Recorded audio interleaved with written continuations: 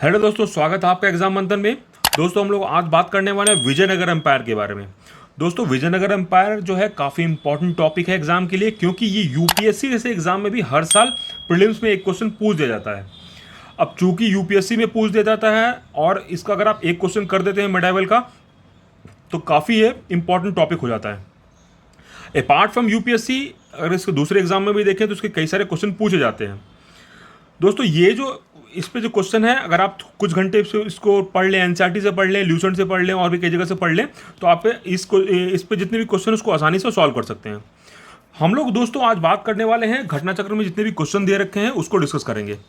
तो दोस्तों हम लोग इस मेडावल सीरीज में ऑलरेडी जो है कई सारे प्रीवियस टॉपिक्स को कवर कर चुके हैं, जिसमें हमारा आता है मुस्लिम इन्वेजन ऑन इंडिया, जिसमें हमने डिस्कस कर दिया था मोहम्मद गजनवी हो गया, मोहम्मद गौरी, बैटल ऑफ तराई प्रथम, बैटल ऑफ तराई द्वितीय, साथ में अलबरूनी इंडिया आए थे, उनके बारे में क्वेश्चन को डिस्कस किया था। नेक्स्ट हमने बात करी थी दिल्ली सल्तनत के गुलाम वंश के बारे में। तो गुलाम वंश जो स्थापित किया गया था कुतुबुद्दीन ऐबक के द्वारा किया गया था। कुतुबुद्दीन ऐबक जो है मोहम्मद गौरी के स्लेव थे। कुतुबुद्दीन ऐबक के बाद हमारे आते हैं इल्तुतमिश के बाद हमारी आती है रजिया के बाद हमारे आते हैं बालबन। ये चार ही इंपॉर्टेंट जो टॉपिक जो शासक थे जिसपे क्वेश्चन पूछे जाते हैं। उसके बाद हमारा आता है खिलजी राजवंश। तो खिलजी राजवंश में मेजरली दो राजा थे, एक थे हमारे अलाउद्दीन खिलजी, दूसरे थे हमारे जलाउद्दीन खिलजी। तो जलाउद्दीन खिलजी ने इसको स्टैब्लिश किया था और अलाउद्दीन खिलजी ने इसको नए रूप में आगे बढ़ाया था। तो जो क्वेश्चन मेजरली पूछे जाते हैं वो पूछे जाते हैं अलाउद्दीन खिलजी में पूछे जाते हैं। नेक्स्ट हमने बात करी तुगलक राजवंश में, जिसमें कि मेजरली तीन राजा आते हैं। तो फर्स्ट है हमारा मोहम्मद बिन तुगलक, सेकंड है गयासुद्दीन तुगलक और तीसरा है हमारा फिरोज शाह तुगलक। तो गयासुद्दीन तुगलक ने इसकी स्थापना करी थी तुगलक राजवंश की, और मोहम्मद बिन तुगलक दूसरे राजा थे, तीसरे राजा थे हमारे फिरोज शाह तुगलक। तो एग्जाम में जो मेजरली क्वेश्चन पूछे जाते हैं वो पूछे जाते हैं फिरोज शाह तुगलक और मोहम्मद बिन तुगलक के ऊपर क्वेश्चन पूछे जाते हैं। दोस्तों इसके बाद हमने बात करी लोधी राजवंश के बारे में, जिसके मेजरली तीन राजा थे। तीन राजा सबसे पहले बहाबुल लोधी, जिन्होंने इसकी स्टैब्लिशमेंट करी। दूसरे राजा थे हमारे सिकंदर लोधी, जिन्होंने इसको नई ऊंचाइयों पे लेकर के गए। तीसरे हमारे जो राजा थे वो थे इब्राहिम लोधी, जो फर्स्ट बैटल ऑफ पानीपत में बाबर से हार गए थे। तो दोस्तों हम लोग आज बात करने वाले हैं विजयनगर साम्राज्य के बारे में, और ये टॉपिक है काफ़ी इंपॉर्टेंट। तो इस वीडियो को आप पूरा अंत तक देखिए। दोस्तों अगर आपने हमारे चैनल को सब्सक्राइब नहीं किया तो बिल्कुल अभी जा करके सब्सक्राइब कर लीजिए। अगर आप लोग को हम लोग का वीडियो पसंद आ रहा है तो कृपया करके इसको शेयर करना ना भूलें और लाइक करना ना भूलें। तो चलिए शुरू करते हैं फर्स्ट क्वेश्चन से। फर्स्ट क्वेश्चन है, the kingdom of Vijayanagara was founded by. Vijayanagara राज्य की स्थापना किसके द्वारा की गई थी? तो इसका सही आंसर है हरियर और बुक्का ने विजयनगर राज्य की स्थापना करी थी। तो हरियर और बुक्का जो है पहले ये कंपीली नाम से एक जो हमारा राज्य था उसके ये मिनिस्टर हुआ करते थे। मोहम्मद बिन तुगलक ने जब साउथ की तरफ चढ़ाई करी और इस राज्य को अपने में अंदर कब्जा करके रख लिया, तब ये इन दोनों को भी उसने मुस्लिम में कन्वर्ट करा दिया। तो बाद में मोहम्मद बिन तुगलक जब वहाँ से चला गया तो ये लोग भी फ्री होकर के फिर से हिंदू कन्वर्ट हो गए। हिंदू कन्वर्ट होने के बाद इन्होंने इस राज्य की स्थापना करी। इनको हिंदू कन्वर्ट वाले इनके एक लीडर थे, स्पिरिचुअल लीडर थे, उनका नाम था विद्यारण्य। इसके बारे में क्वेश्चन कई बार पूछ दिया जाता है। तो हरियर और भुक्का को विद्यारण्य ने इनको दोबारा से मुस्लिम से हिंदू कन्वर्ट करवाया था। ये देखिए, ये जो हमारा विजयनगर जो साम्राज्य है, विजयनगर जो साम्राज्य में मेजरली चार राजवंश आते हैं। फर्स्ट हमारा आता है संगम राजवंश, दूसरा है सलुवा, तीसरा है तुलुवा, चौथा है अरावेडू। ये जो साम्राज्य है इसकी स्थापना हुई थी 1336 में और ये करीब 300 साल तक ये पूरी तरीके से राज किया था, जिसमें अलग अलग राजवंश आए थे। और ये साउथ इंडिया में अगर आप देखें कि नॉर्थ इंडिया जहाँ राजवंश टूट रहे थे, तो यहाँ पे पूरा कंसोलिडेशन ऑफ एम्पायर हो रहा था हमारे साउथ इंडिया में। तो दोस्तों ये जितने भी क्वेश्चन हमारे आएंगे सलुवा राजवंश पे, तुलुवा राजवंश पे, हम लोग आगे इसी को डिस्कस करने वाले हैं। यहाँ पे देखिए विजयनगर एम्पायर जो है हमारे साउथ इंडिया में स्थित है और इसका एरिया क्या है। और ये भी आप देखिए कि हम लोग श्रीलंका को पहले सेलोन बोलते थे, तो ये भी कई बार एग्जाम में पूछ दिया जाता है।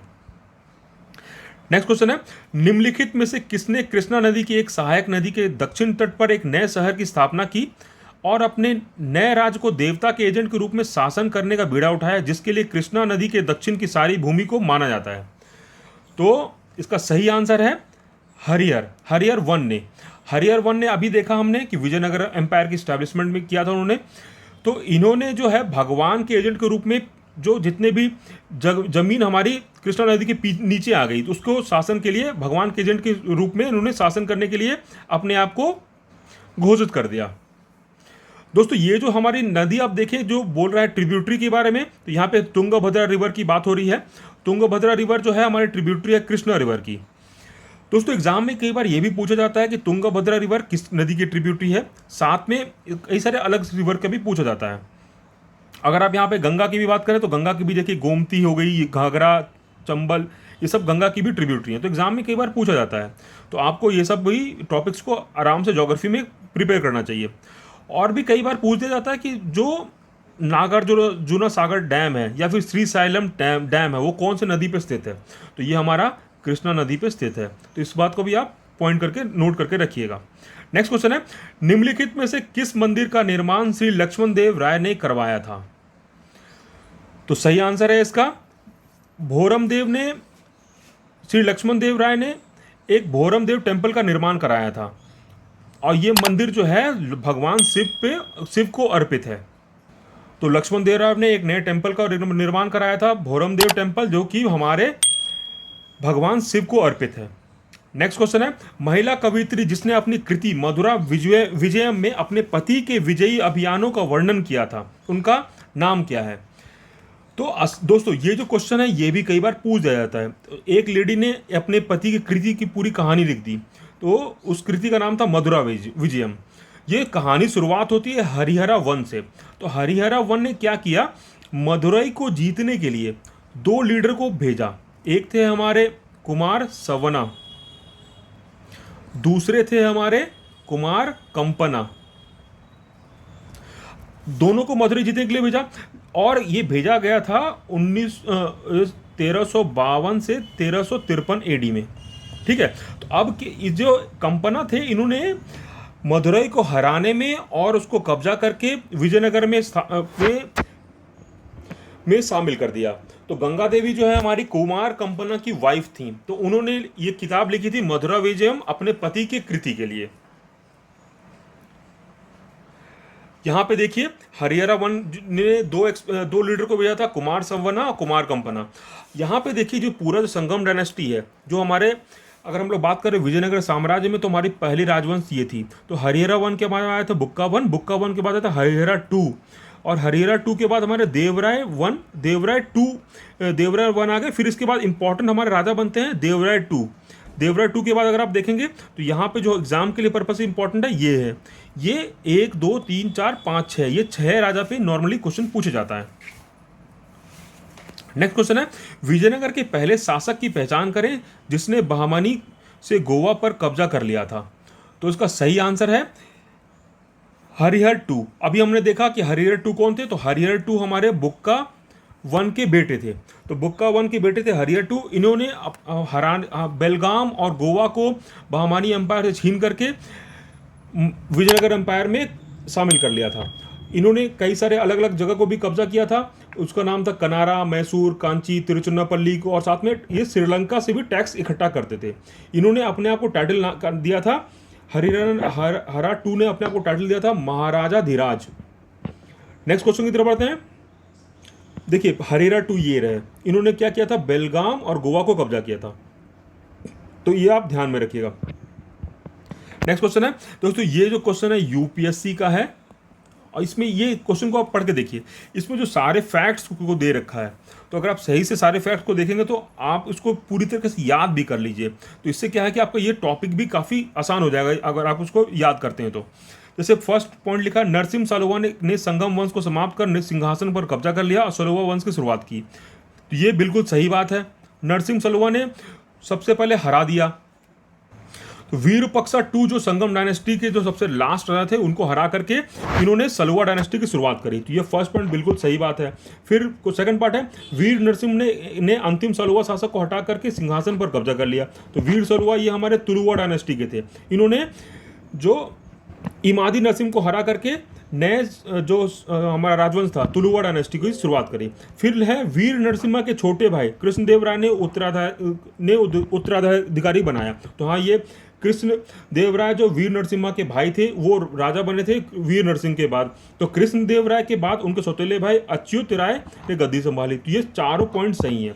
तो दोस्तों ऐसे क्वेश्चन को आपको पढ़ना चाहिए और बार बार पढ़ना चाहिए, क्योंकि आपके कई सारे टॉपिक्स जो हैं यहाँ से कवर हो जाएंगे। यहाँ पे अगर आप फिगर देखेंगे, यहाँ पे देखिए इसका लास्ट रूलर हमारा कौन था, विरूपक्षा, जिसको हराया था विरूपक्षा टू, जिसको सलुवा डायनेस्टी की शुरुआत करी किसने, नरसिंह सलुवा ने करी थी। तो नरसिंह सलुवा ने हराया था विरूपक्षा को। तो सलुवा डायनेस्टी में मेनली दो राजा थे।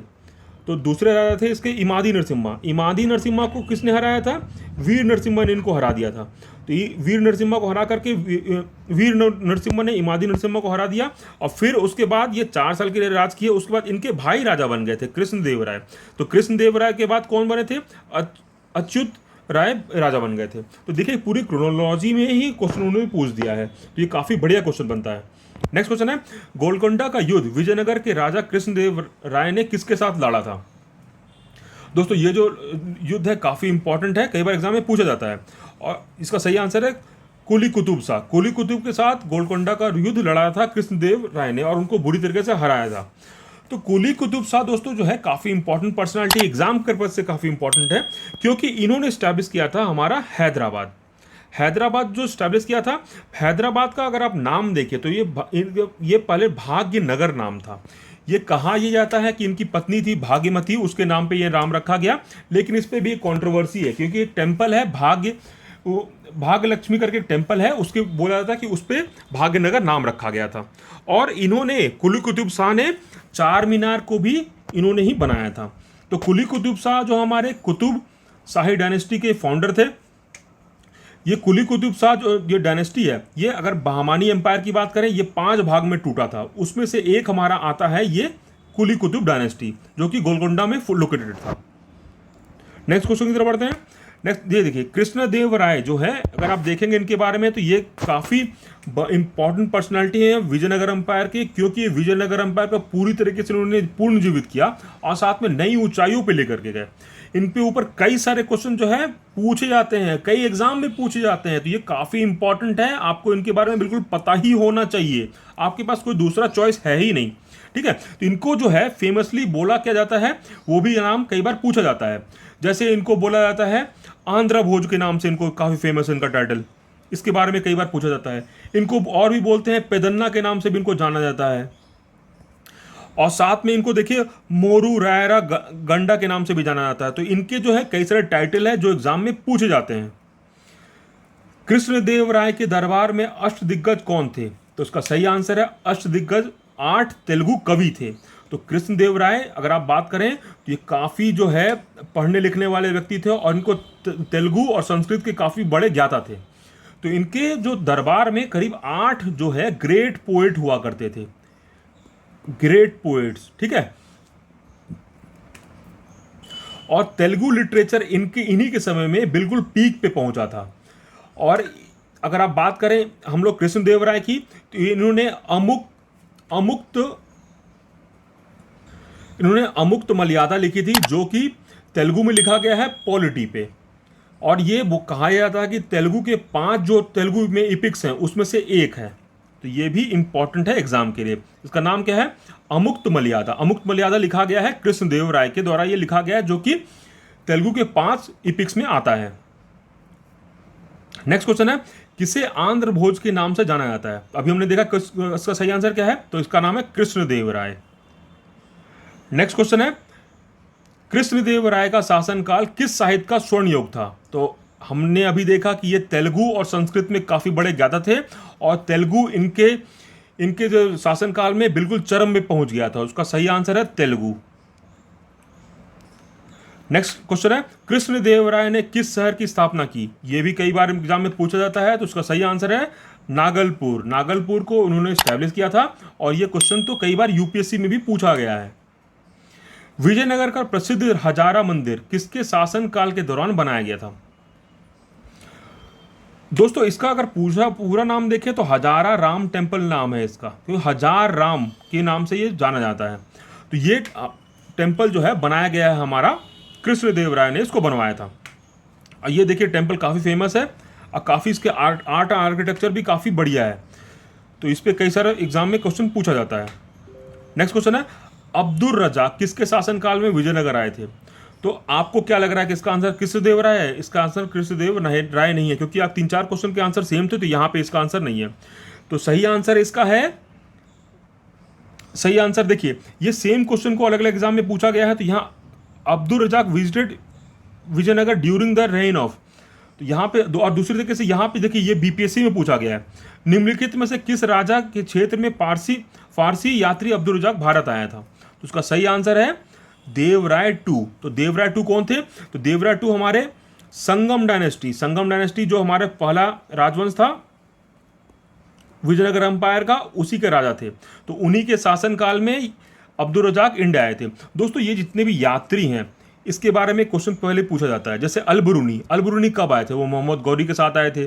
फिर हमारा इब्न बतूता कब आए थे? मोहम्मद बिन तुगलक के समय आए थे। तो उसी तरीके से आपको ध्यान में रखना है कि अब्दुल रजाक कब आए थे? ये हमारे देवराय टू के समय आए थे। देखिए अब्दुल रजाक जो है ये शाहरुख के एम्बेसडर थे, जो तिमुरुद डायनेस्टी राजवंश जो पर्सिया में स्थित थी उसके ये एम्बेसडर थे। इन्होंने अपनी किताब में ये पूरी जो ये जर्नी थी उसके बारे में चर्चा भी करी है। नेक्स्ट क्वेश्चन है, निकोलो कॉन्टी जो है ये कौन थे? तो दोस्तों ये भी एक यात्री थे, तो ये कब आए थे? उस विजयनगर एम्पायर में कब विजिट किया था? तो पहली बात इसका सही आंसर है, ये इटालियन थे जिन्होंने विजयनगर साम्राज्य का दौरा किया था। तो निकोलो कॉन्टी हो गया, अब्दुल रजाक हो गया, अल-बरूनी हो गया और इब्न बतूता हो गया। इनके जैसे हुन सॉन्ग हो गया, इनके जैसे लोग जो आते हैं इंडिया ट्रैवल करके आए और यहाँ पे एक बारे में लिख के गए, तो इसके बारे में एग्जाम में पूछा जाता है। देखिए ये हमारे निकोलो कॉन्टी जो है देवराय वन के समय में आए थे। तो देवराय वन कौन थे? देवराय वन जो है हमारे हरियर टू के बेटे थे। ठीक है, नेक्स्ट क्वेश्चन है, इनमें से कौन तेलुगु अनुवाद के लिए प्रसिद्ध था?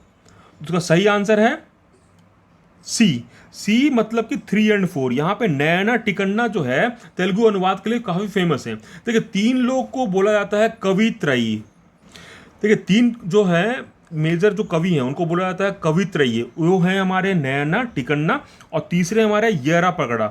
ये तीनों ने मिल करके महाभारत का ट्रांसलेशन किया है। करीब 300 सालों में ट्रांसलेशन इसका हुआ था। सबसे पहले चालू किया गया था ट्रांसलेशन नयना के द्वारा, उसके बाद ये काम उठाया गया टिकन्ना के द्वारा। टिकन्ना के बाद हमारे आते हैं येरा प्रगड़ा। नयना टिकन्ना फिर येरा प्रगड़ा, इन तीनों ने महाभारत को तेलुगु में ट्रांसलेट किया था और उसको करीब करने में 300 साल लग गए थे। तो इनको बोला जाता है कवित्रयी। इसके बारे में कई बार क्वेश्चन पूछा जाता है। नेक्स्ट क्वेश्चन है, वैदिक ग्रंथों के प्रसिद्ध टीकाकार सेना को किसके द्वारा संरक्षण दिया गया था? तो इसका सही आंसर है विजयनगर शासक के द्वारा ये उनको संरक्षण दिया गया था। अब ये सेना थे कौन? तो हमने जस्ट अभी बताया था आपको विद्यारण्य कौन थे? ये स्पिरिचुअल लीडर थे जिन्होंने हरिहर और बुक्का को हिंदू में कन्वर्ट किया था। तो उन्हीं के भाई थे। उनके भाई कौन थे? उनके भाई थे ये। ठीक है, तो इनके भाई थे, अब भाई का नाम था सेना। तो सेना जो है ये कमेंटेटर थे, आप कहीं टीकाकार थे हमारे वैदिक ग्रंथों के, और वो भाई थे हमारे विद्यारण्य के। नेक्स्ट क्वेश्चन है, 1565 में कौन सा प्रसिद्ध युद्ध हुआ था? तो उसका सही आंसर है, देखिए पानीपत की पहली लड़ाई तो हो नहीं सकती क्योंकि बाद में हुआ था, और यहाँ पे पानीपत की दूसरी लड़ाई भी हो नहीं सकती। तो यहाँ पे सही आंसर इसका है तालीकोटा की लड़ाई। तालीकोटा की लड़ाई जो हुई थी जिसमें विजयनगर एम्पायर को पूरी तरीके से ध्वस्त कर दिया गया था। और ये जो हमारा लोकेशन है ये अभी के बीजापुर सिटी के पास लोकेटेड है, जो अभी प्रेजेंट बीजापुर है उसके आसपास लोकेटेड है। इस बैटल को हम लोग बैटल ऑफ रक्षणा टंगाड़ी के नाम से भी जानते हैं। नेक्स्ट क्वेश्चन है, देखिए यहाँ पे बैटल ऑफ तालीकोटा, यहाँ पे अगर आप देखेंगे 1565 में ये लड़ाई लड़ी गई थी जिसमें विजयनगर का जो भी लास्ट जो उसकी डायनेस्टी थी, लास्ट डायनेस्टी को पूरी तरीके से ध्वस्त कर दिया गया था। ठीक है, और यहाँ पे देखिए कि जितने इस्लामिक जो सल्तनत के लोग थे, वो डेक्कन के जितने भी इस्लामिक सल्तनत के लोग थे सभी ने इसको ध्वस्त कर दिया। और ये जो विजयनगर एम्पायर है हमारा लास्ट हिंदू किंगडम था साउथ इंडिया का, पूरे इंडिया का, जिन्होंने को पूरी तरीके से हरा करके ध्वस्त कर दिया गया। नेक्स्ट क्वेश्चन है, जब राजा वाडेयर ने मैसूर राज्य की स्थापना करी तो विजयनगर साम्राज्य का शासक कौन था? तो सबसे पहले बात तो राजा वाडेयर ने कब मैसूर राज्य की स्थापना करी? तो वो स्थापना हुई थी 1612 ईस्वी में हुई थी। तो उस समय राजा कौन था? अगर आप देखेंगे विजयनगर एम्पायर में, तो सबसे लास्ट जो राजवंश है वो चल रहा था। सबसे लास्ट राजवंश का नाम था अराविडू। अराविडू चल रहा था हमारा 1570 से लेकर के 1580 तक चल रहा था। तो उसी के राजा थे वेंकटा टू कंटेम्प्रेरी थे राजा वडेयार के। यहाँ पे देखिए, ये 1612 में जो बनाया गया मैसूर को, तो उस समय को जो राजा थे यही राजा थे वेंकटा टू। ये अराविडू जो डायनेस्टी है, लास्ट डायनेस्टी विजयनगर एम्पायर की। बाकी जो हमने तीनों देख लिया, पहला है संगम, दूसरा है सलुवा, तीसरा है तलुवा। नेक्स्ट क्वेश्चन है, विजयनगर साम्राज्य की वित्तीय व्यवस्था की प्रमुख विशेषता क्या थी? सही आंसर है इसका भू राजस्व। लैंड रेवेन्यू इनका काफी बड़ा आय का स्रोत था, क्योंकि जो इसमें लैंड रेवेन्यू है वो बिल्कुल लैंड को मेजर करके और कैटेगराइज करके पूरी क्वालिटी देख करके ही उस पर रेवेन्यू इकट्ठा किया जाता था।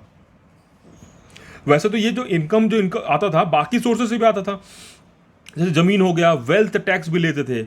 वेल्थ टैक्स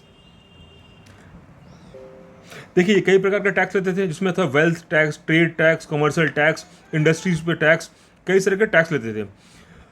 अगर हम इसका जो एक टैक्स डिपार्टमेंट था, रेवेन्यू डिपार्टमेंट था, उसका नाम था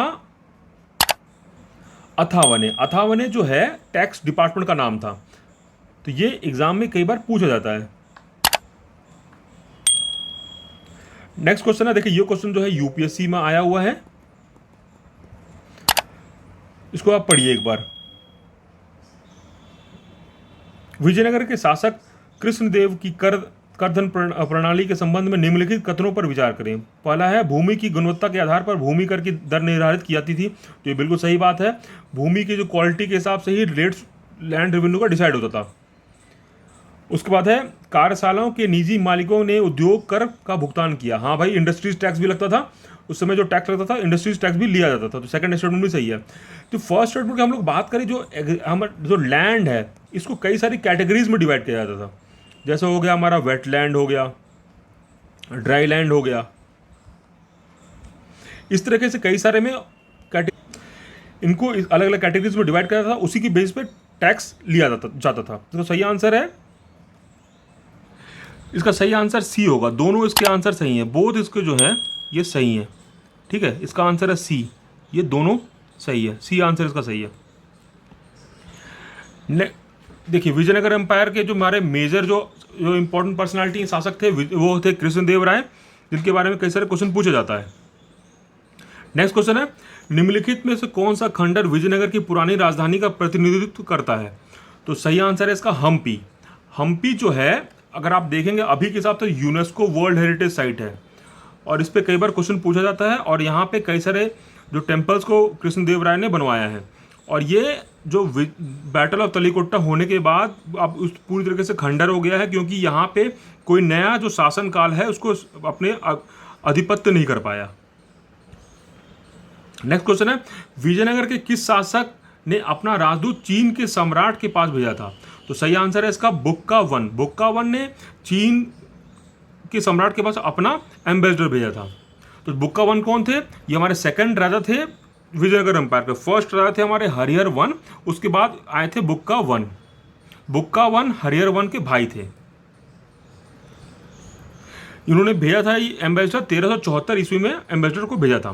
नेक्स्ट क्वेश्चन है, प्रसिद्ध विजया विट्ठल मंदिर जिसके 56 नक्काशीदार स्तंभ है और जो संगीत में स्वरों का उत्सर्जन करते हैं, कहाँ स्थित है? तो दोस्तों इसका सही आंसर है हम्पी। हम्पी में ये जो है मंदिर स्थित है। तो ये मंदिर बनवाया गया था कृष्णदेव राय द्वारा बनाया गया था। एक हमने और टेम्पल देखा था हजारा राम टेम्पल। ठीक है, ये टेम्पल को भी कृष्णदेव राय ने बनवाया था। ये दोनों टेम्पल जो है कृष्णदेव राय ने बनाया था। एक था हमारा विजय विट्ठल टेम्पल, दूसरा हमारा हजारा राम टेम्पल। दोनों को बनाया है कृष्णदेव राय ने। ये देखिए यहाँ पे 56 जो पिलर है इसके कितनी स्कल्पचर देखिए, इस पे कितना आर्ट एंड आर्किटेक्चर इसके कितना बढ़िया है। तो इस पर कई बार क्वेश्चन पूछा जाता है। नेक्स्ट क्वेश्चन है, किसके राज्य में निर्माण के मंदिर में कल्याण मंडपों का निर्माण एक उल्लेखनीय विशेषता है? दोस्तों ये जो क्वेश्चन है ये भी यूपीएससी में पूछा जा चुका है। तो उसका सही आंसर है, ऐसा जो है कल्याण मंडप बनाया जाता था कहाँ पे, तो विजयनगर एम्पायर में बनाया जाता था। तो सही आंसर है डी। तो कल्याण मंडप बनाया क्यों जाता था, ताकि जो है दिव्य जो शादियां होती थी उनको सेलिब्रेट करने के लिए ये कल्याण मंडप बनाया जाता था। तो इसका सही आंसर है डी, विजयनगर एम्पायर में ऐसा किया जाता था। तो कल्याण मंडप किसका फीचर है, विजयनगर एम्पायर का फीचर है। दोस्तों आज हमारे पास इतने ही क्वेश्चन थे घटना चक्र से जो हमने लिए थे। इसी के साथ आज का टॉपिक हमारा समाप्त होता है। आगे मिलते हैं नेक्स्ट टॉपिक में, जिसमें हम लोग दिल्ली सल्तनत के वेरियस जो एस्पेक्ट्स है, जैसे हमारा एडमिनिस्ट्रेशन हो गया और उसके आर्ट एंड आर्किटेक्चर में जितने भी क्वेश्चन घटना चक्र में दे रखे हैं उनके बारे में डिस्कशन करेंगे। दोस्तों अगर आप लोगों को हमारे सीरीज बिल्कुल पसंद आ रहा है तो कृपया करके लाइक शेयर सब्सक्राइब करना ना भूलें। आप हमसे जुड़ने के लिए टेलीग्राम चैनल पे भी जुड़ सकते हैं, जिसका डिस्क्रिप्शन बॉक्स में आपको लिंक मिल जाएगा। आज के लिए इतना ही, धन्यवाद।